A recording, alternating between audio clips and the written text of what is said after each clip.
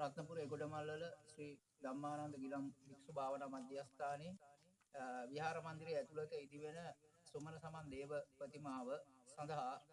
මේ වෙනතේ කිසිම කෙනෙක් දායකත්වයේ දරන්නේ නැහැ. ඉතින් මම ඉල්ලීමක් කරනවා අපේ දේව ප්‍රතිමාව අඹලා ඒ වැඩ කටයුතු හිම කරගන්න නේත්‍ර මංගල්‍යයත් එක්කම 1,65,000ක් වැනි මුදලක් යනවා. ඉතින් මේ රත්නපුර ප්‍රදේශයේ සිරිපාද අඩවිය බාරව වැඩ සිටින්නා වූ විරාජමාන වැඩ සිටින්නා උතුම් සුමන සමන් දෙවියන්ගේ ඒ ප්‍රතිමා වහන්සේ නිර්මාණය කරගන්න පින්වත් හැම දෙනාගේම දැස් යොමු වේවා කියලා මේ වෙලාවේ ප්‍රාර්ථනා කරනවා. මතු බුදු වෙන මගේ සුමන සමන් දේව සමින්දේ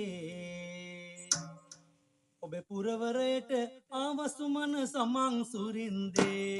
අද ඇවිදින් අපි රත්නපුරට විරුදු ගයනවා මගේ සුමන සමන් සුරිඳුන්ගේ පාද වඳිනවා නිම කරගන්නට සුමන සමන් දෙවිඳු පිළිරුව සහයෝගය දෙන්නේ කවුද ඉදිරිපත්ව වස්තුව ඔබ කරනා කුසල් බෙලෙන් ග්‍රහදෝෂය මැකේවා ඔබගේ පවුලේ සෑම දිනටම කිරිපැණි ඉතිරේවා සුමන සමන් දෙවි පිළිරුව කවුද හදන්නේ නායක සමිඳුනි කවුද යට දායක වෙන්නේ ඔබ රට සිටියක් ලංකාවේ උනත් අහන්න යන මුදල දීලා පිළිරුව වෙත දායක වන්න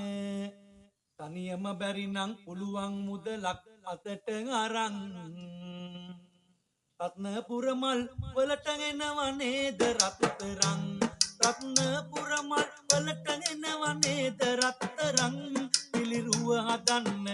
අතේ තියෙන මුදල් ඔබ අරන් රත්තරන් කියලා ආදරෙන් ඇමතුවා